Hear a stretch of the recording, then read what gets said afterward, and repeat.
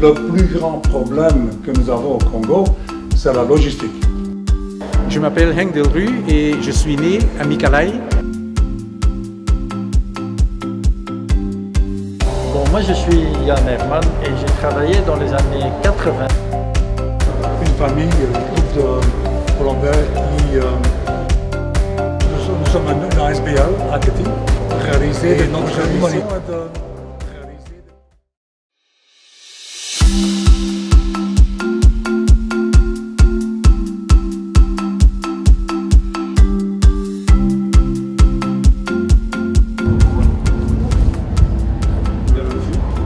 Je m'appelle Henk Delru et je suis né à Mikalayi. Mikalayi se situe à une 35 km de Kananga, dans la province Kasai. Mon frère est né là aussi. Mon père était professeur dans les années 50. Il a travaillé là, il a enseigné pendant 8 ans. Et dans notre enfance, on voulait de toute façon revoir notre village natal. On a fait le voyage en 2012. Et c'était un moment très émotionnel parce que pour nous, c'était presque rentrer à la maison. Très peu de temps, on a vu que la centrale hydroélectrique était défectueuse et on a décidé d'aider la communauté Mikalayi à avoir une nouvelle turbine pour que la communauté ait aussi de nouveau de l'électricité durable. C'est un centre très important, il y a 7 écoles, plus de 3000 élèves, il y a un hôpital très important aussi et on veut faciliter la vie des Mikalayens, des mamans et des papas. On espère de réaliser le projet en 2021. Le projet s'appelle Balunda Ba Mikalayi. Quand vous allez aider le Congo, qu'est-ce que vous attendez en retour? L'amitié. On est né là et on ne peut pas oublier que nous avons respiré la première fois dans ce lieu. On a vu pour la première fois dans le lieu et la manière dont on a visité et que la population nous a accueillis, c'était très chaleureux. Donc c'est l'amitié. Donc c'est bénévole. C'est bénévole, tout à fait. Merci déjà de la part de la population de Mikalayi. Merci. Ah non, avec beaucoup de plaisir. Merci. Merci. Bonjour monsieur. Bonjour, enchanté. Bon, enchanté. Qui vous êtes exactement? Bon, moi je suis Yann Herman et j'ai travaillé dans les années 80 à Kananga, dans la brasserie de Skol. Ah ok, ça va. Mais j'ai entendu que vous avez des projets à réaliser au niveau du Congo, à Mikalayi. C'est quoi exactement votre contribution? Ouais, ma contribution, comme j'ai travaillé là-bas et que j'ai tellement aimé les gens là-bas, quand j'ai appris de Henk et Hans qui ont démarré ce projet-là pour rendre de nouveau l'électricité à Mikalayi, je me suis engagé pour la partie technique de ce projet, c'est-à-dire les contacts avec le constructeur de la turbine, les câbles électriques, tout ça. Donc ça c'est... oui, on est tous des bénévoles, on est une toute petite organisation, on n'est pas un NGO, un grand groupe, on est tous des amis et on fait tout ça comme volontaires. Okay, donc sans but lucratif. Sans but lucratif, tout est volontaire. Merci de la part des populations de Mikalayi. Ok, merci beaucoup. Bonjour. Bonjour monsieur, oui. Dites-moi qui vous êtes exactement là.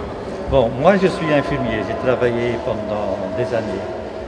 Pendant 3 ans à Mikalayi comme infirmier à l'hôpital. C'était dans les années 80, ah oui, donc c'était dans les années 80 et je suis revenu à Mikalayi en 2016 et alors j'ai appris que les frères Delru ont l'intention de renouveler la turbine. Bon, c'était très important que pour l'hôpital et pour toutes les écoles et tous les habitants de Mikalayi, que le courant peut revenir. Et surtout, moi j'étais intéressé pour l'hôpital où on se débrouillait. C'est un hôpital de référence sans électricité. Okay. On se débrouillait avec des générateurs, des anciens, des machines qui étaient souvent en panne, sans carburant. Donc je dis, moi, je pense que c'est très, mais vraiment très important que pour un hôpital de référence comme ça, pas seulement très utile, mais très important et absolument nécessaire qu'on a l'électricité pour travailler dans le laboratoire, dans la salle d'opération, pour la stérilisation, enfin, pour toute l'activité qui se concerne. En tout cas, et si j'ai bien compris, c'est tout ce que vous allez faire, c'est bénévole. C'est pour aider la population. Oui, tout. Alors, une fois encore, merci pour votre générosité. Oui, merci beaucoup et j'espère qu'on va réussir cette année pour faire l'installation. Merci beaucoup. Okay. On l'espère. Merci. Ça va, merci. Ok, merci. C'est juste de l'autre côté. Bonjour monsieur. Bonjour monsieur Kamama. Voilà, expliquez-moi vous, qui vous êtes exactement? Nous sommes un groupe une famille, un groupe de volontaires qui s'intéressent pour faire des projets humanitaires à Kéti. Ah oui, je vais être là-bas. Donc nous sommes une ASBL à Kéti et notre mission est de réaliser des projets humanitaires à Kéti dans le nord-centre du Congo, nord de Buta, nord de Kisangani. Et nous sommes là depuis 5 ans. Et en 5 ans, on a réalisé des projets humanitaires comme de puits d'eau pour avoir de l'eau potable, des panneaux solaires pour l'hôpital, des équipements pour des écoles comme des bancs scolaires et des tableaux scolaires, pour la nourriture, des porcheries, poulaillers et pisciculture, et plusieurs d'autres projets qu'on a déjà réalisés et d'une façon durable pour que ça va durer pendant des dizaines d'années qui sont vraiment en bonne condition. C'est notre projet. Ah, donc si alors j'ai compris bien votre projet, quand vous allez le réaliser, qu'est-ce que vous attendez en retour de la RDC? La RDC, si la RDC pourrait nous faciliter la vie, la première priorité que nous avons, le problème que nous avons, c'est la logistique. La route de Buta vers Aketi est complètement inaccessible.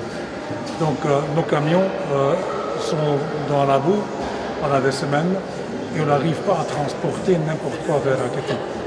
Donc si on pourrait faire quelque chose pour réparer et entretenir la route entre Buta et Aketi, ça serait une différence énorme pour la population et pour nous évidemment, mais surtout pour la population. C'est la première question. La deuxième, c'est un problème un petit peu typique pour Aketi. Il y a 8% de la population qui a des problèmes avec l'épilepsie. Et un médicament qui existe, qui est très bon marché, peut résoudre ce problème pour ces gens, ces maladies. Et ils peuvent prendre ces médicaments une fois par jour, et alors c'est résolu. Donc leur épilepsie, c'est vraiment totalement résolu. Et c'est une question de logistique pour convaincre les médecins sur place de commander ces médicaments dans des laboratoires et de petit financement pour le transport et pour tout ça, mais pour le reste, c'est pas cher au plan d'urgence, c'est surtout un problème d'organiser que les médicaments viennent à Aketi. C'est surtout ça que je demande. Alors, si j'ai bien compris encore, vous allez dépenser votre énergie, de l'argent, et qu'est-ce que vous allez recevoir en retour? En retour, c'est la joie de voir que la vie pour les Aketois s'améliore, qu'il y a une meilleure qualité de vie. Il n'y a pas un retour en argent, ça, on n'a pas besoin de ça. On ne veut pas ça. On veut que la qualité de vie des Aketois s'améliore. Nous étions là-bas il y a 5 ans, on a vu une situation qui est inacceptable à ce jour-ci.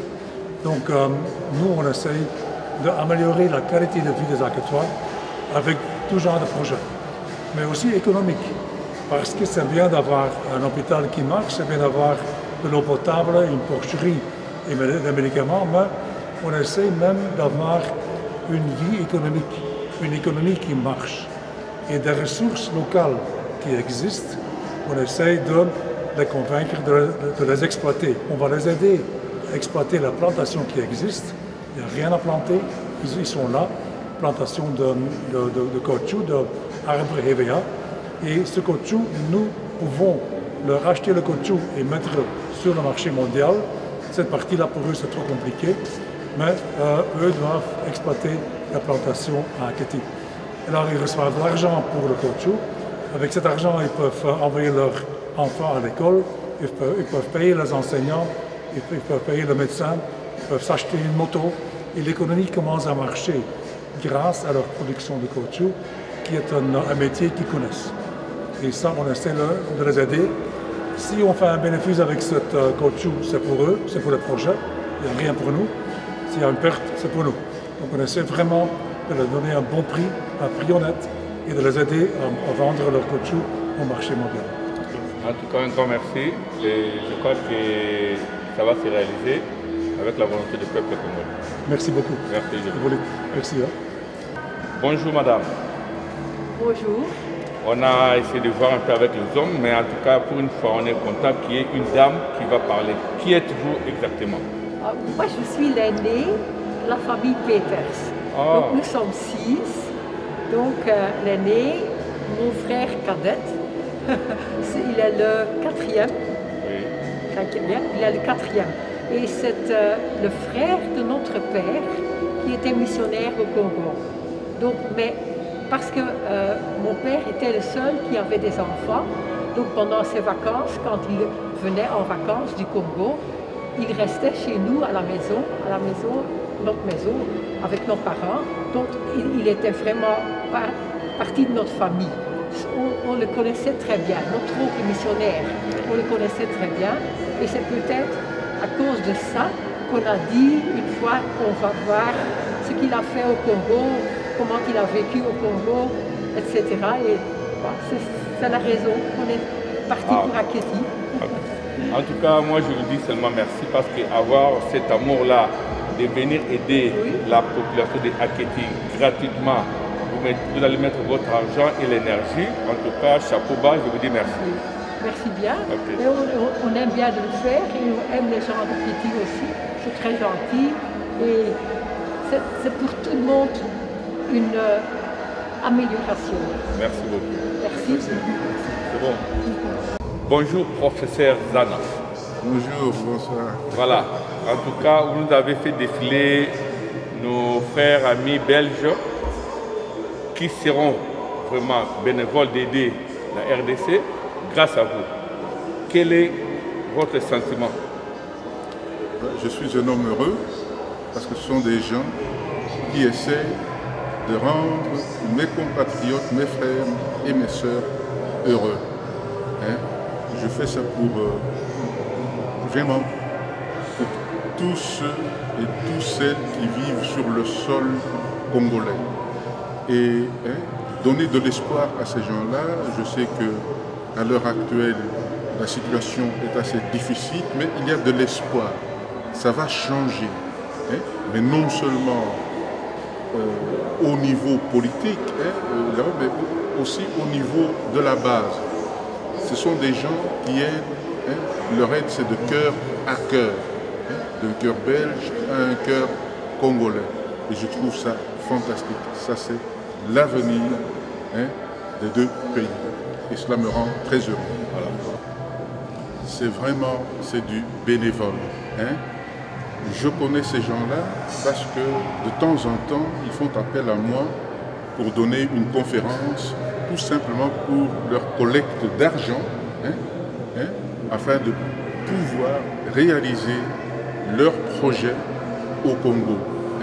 Donc ce sont des gens qui ont déjà un certain âge, ce sont des pensionnés, il y a parmi eux des médecins, il y a des architectes, il y a des ingénieurs, et pour eux ce n'est plus question de faire des bénéfices au Congo, au détriment des Congolais, mais c'est tout simplement faire quelque chose pour que les Congolais puissent bénéficier de ce travail-là.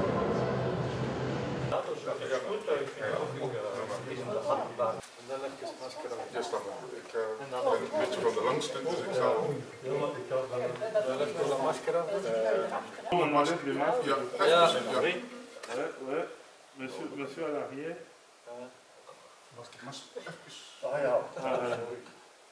Voilà.